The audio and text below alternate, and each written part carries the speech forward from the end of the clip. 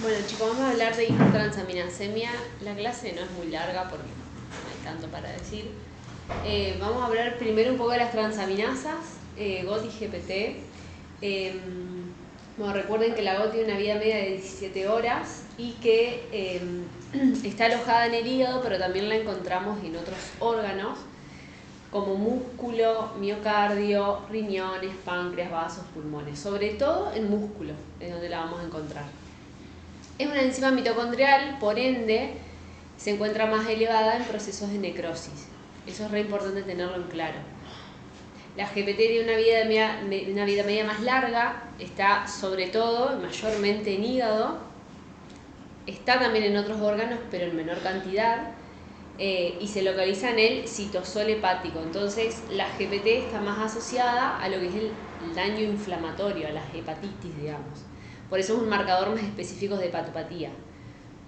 Pero cuando tenemos elevación de GPT y elevación de GOT y la GOT predomina muy por arriba, el pronóstico es peor porque me está hablando de que ya el hígado está en un proceso de necrosis, no tenemos células, ¿sí?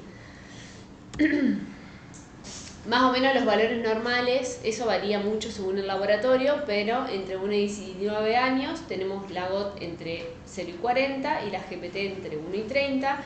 Y en menores de un año los valores son un poquito más elevados. Fíjense que la GOT llega a 75 y la GPT hasta 54, ¿sí? Consideramos una elevación prolongada de las transaminasas cuando persiste más de 6 meses, ¿sí?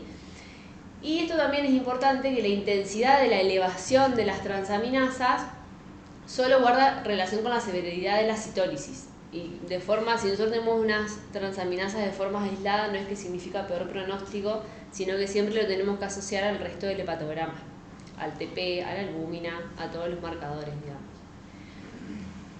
Por eso también recuerden que puede haber niveles normales o muy apenas elevados cuando las lesiones son muy graves, por ejemplo en pacientes cirróticos. Hay algunas cosas a tener en cuenta. Si el grado de elevación es superior a 10 veces los valores normales, ¿sí? Más de 5.000 de transaminasa, puede indicar un daño hepatocelular agudo, por ejemplo en las hepatitis virales, las autoinmunes y las hepatitis tóxico-farmacológicas. Bueno, como dijimos anteriormente, la GPT elevada a más de 6 meses sugiere un daño crónico, ¿sí? Y la relación GOT-GPT sérica normal es inferior a 1. Cuando esa inversión es al revés, indica un daño profundo del hígado. Esto nada, muy conceptualmente, una hipertransaminasemia leve es hasta 5 veces el valor normal, moderada entre 5 y 10 veces y grave más de 10 veces el valor normal. Ahora, esto sí quiero que lo recuerden ustedes cuando tengan un paciente con hipertransaminasemia aislada. Lo primero que tienen que hacer antes de largar toda la batería de estudios es pedirle CPK. O sea, lo primero que tenemos que hacer es descartar el origen extrahepático. Los valores siempre deben ser interpretados, bueno, como hablamos anteriormente, a través del tiempo, de la clínica y de los otros parámetros del laboratorio. Y otra cosa importante en pacientes con hipertransaminasemias aisladas es que una sola determinación de valores normales no indica que el paciente persista con valores normales. ¿Por qué? Porque las transaminasas tienen una tendencia a aumentar, a veces a disminuir y de vuelta a aumentar, que es lo que se llama doble lomo. Entonces, cuando nosotros hacemos el seguimiento de un paciente con hipertransaminasemia, tenemos que tener valores reiteradamente normales, por lo menos en 2 oportunidades. O sea, si viene el valor normal, no decimos, bueno, listo, chao, le damos el alta, no lo seguimos nunca más, porque puede tener un nuevo pico. Sobre todo en las virales y en las autoinmunes pasa eso. Bueno, y acá tenemos algunos escenarios clínicos de lesión hepática aguda, lesión hepática crónica y la colestasis. La lesión hepática aguda tiene elevaciones significativas de transaminasas con un leve aumento de la FAL y la GGT. Siempre hay que asociarlo a cifras siempre de TP y de bilirrubina. Si el TP está prolongado, obviamente que el daño es más grave. Esto se ve en las hepatitis virales, tóxicas e isquémicas y en casos de traumatismos. La lesión hepática crónica, las transaminasas no son tan elevadas, ¿sí? pero en el laboratorio sí podemos ver otras alteraciones como la albúmina baja, el TP prolongado y la bilirrubina. La bilirrubina es un marcador re importante porque generalmente cuando aumenta la bilirrubina, digamos, en general es algo grave. En general el paciente hay que internarlo, hay que estudiarlo, siempre tiene el TP prolongado, entonces siempre fíjense, podemos tener valores de transaminasa de 2000, pero la bilirrubina viene en valores en descenso o normales, nos quedamos más tranquilos. Y bueno, recuerden que pacientes con cirrosis tienen citopenias asociadas por el hiperesplenismo que generalmente poseen. Estos casos los vemos en las hepatitis inmunológicas, en las metabólicas y en la esteatosis hepática no alcohólica también lo estamos viendo un montón a esto. Esto es re importante porque básicamente el tratamiento de la esteatosis hepática es control de peso, digamos, o sea, no hay otro tratamiento y es re importante siempre en un paciente que tengamos obeso o que tengamos ahí el límite del índice de masa corporal, siempre pídanle hepatograma, siempre, o por lo menos una ecografía para ver si hay una esteatosis. Bueno, y las colestasis, lo que ya más o menos saben, el paciente se presenta con ictericia y coluria. Hay también un leve aumento de transaminasas, pero sí lo que pica es la GGT, generalmente asociada a FAL, y aumento de bilirrubina conjugada. También podemos ver elevación de sales biliares en sangre y colesterol, y estos casos los vemos en lesiones a nivel de hepatocelular, que son las colestasis intrahepáticas familiares, ahí la FIC, el déficit de alfa-1 antitripsina y fármacos, y después lo que es la afectación de vía biliar, ya sea por malformaciones congénitas, colangitis esclerosantes o litiasis coledociana. Bueno, esta diapositiva para mí es re importante si pedimos FAL o pedimos GGT. Es importante porque la FAL la encontramos mucho en tejido óseo. Entonces en pediatría no es tan específica, porque como el paciente constantemente está en etapa de crecimiento, podemos tener una FAL súper aumentada y en realidad es por el tejido óseo. Entonces, yo siempre les voy a pedir que pidan GGT, porque la GGT sí es específica de lo que es la vía biliar, porque está en el colangiosito. En cambio la FAL no. Podemos tener paciente con 3000 de FAL y no tiene nada que ver con el hígado. Siempre obviamente en contexto, ¿no? Pues un paciente amarillo con elevación de transaminasa y el aumento de FAL sí es por eso. Pero una FAL aislada a mí no me dice nada. Entonces siempre que pidan el hepatograma pídanlo con GGT. Bueno, criterios de derivación, sobre todo si no están en un hospital de referencia, pacientes con signos clínicos de hepatopatía grave, ya sea encefalopatía, que ojo, porque en pediatría es re difícil darse cuenta, pacientes con ascitis, y en el laboratorio prolongación del TP, hipoglucemia o hipoalbuminemia grave, o elevación muy rápida de las transaminasas, que pasan de 500 a 2000, ¿sí? Y en menores de 2 meses, la colestasis sí es una urgencia por el tema de la atresia de vías biliares. Un paciente colestático lactante de 1 mes tienen que derivarlo urgente porque no nos da el tiempo para hacer el tratamiento que es la operación de Kasai. Bueno, ante un paciente con hipertransaminasemia, las pruebas de primer nivel que pueden ir pidiendo ustedes, siempre CPK, acuérdense. Después descartar etiología infecciosa, hepatitis virales A, B, C y E.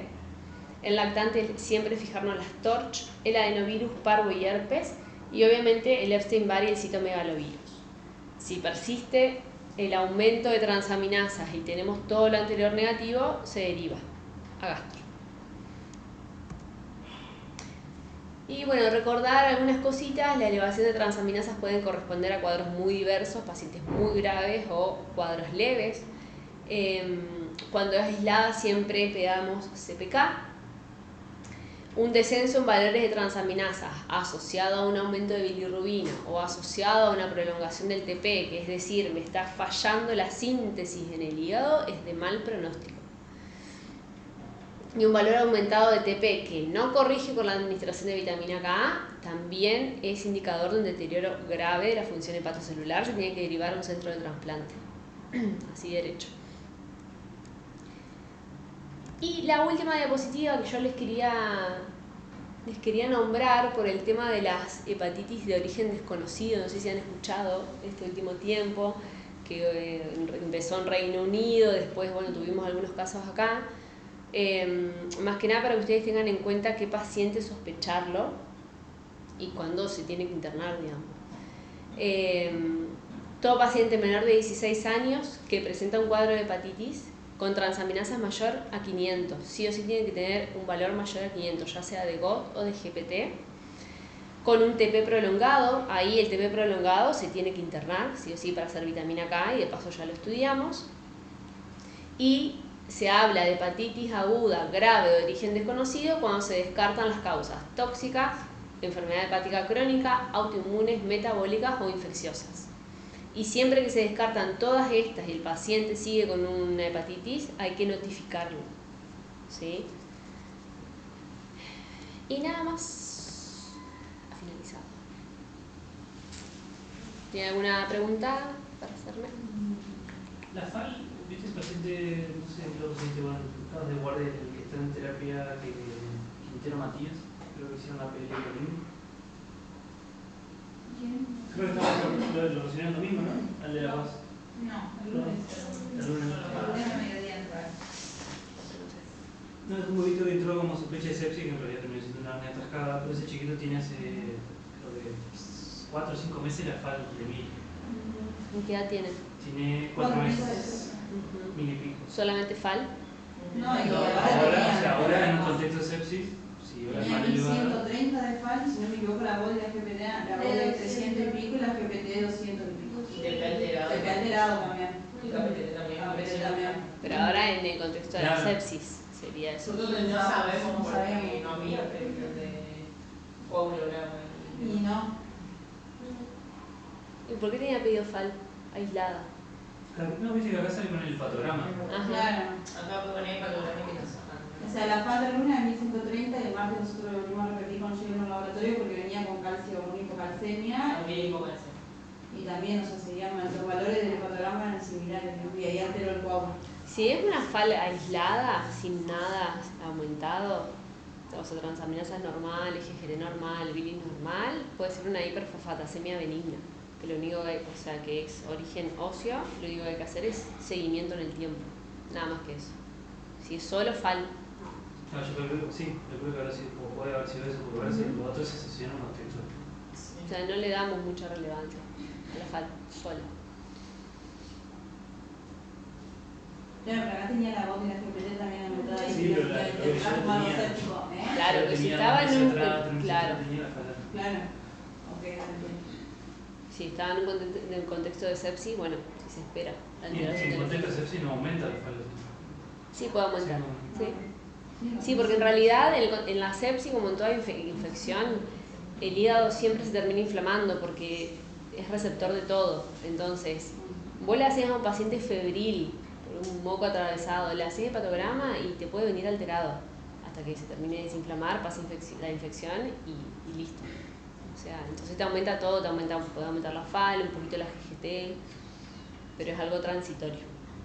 Y en la sepsis ni hablar. Y viste que cuando tenemos así aumento de transaminasas aislada, digamos, sin clínica, que por ahí nos pasa eso que pedimos patograma, o algún cuadro que sospechamos secciones, ¿cada cuánto le hacemos un control así ambulatorio después para...? Y depende del valor de transaminasas. O sea, si vos tenés transaminasas de 500... No, siempre menor al rango, digamos, cuando vienen de 100 y algo, ponele. Y le podés hacer en 2 semanas, porque vos sí o sí necesitas que normalice el valor. Más allá de que sea de 100, 150, 200, que no sea muy elevado, necesitas llegar a valores normales. Si por ahí los valores son más altos, lo haces semanalmente al control, hasta que tengas laboratorios normales. Y después que dijiste que tenías que como que pedirlo, tenés 2 picos en donde puede producir, ¿cuánto tiempo esperás ahí para pedirlo también? Un mes. Un mes. Sí. O sea, si vos tenés transaminasas normales, paciente que venís siguiendo, le decís que al mes le vas a volver a repetir el laboratorio y ahí te fijas. Si es normal, en esa segunda determinación ya le puedes dar el alta.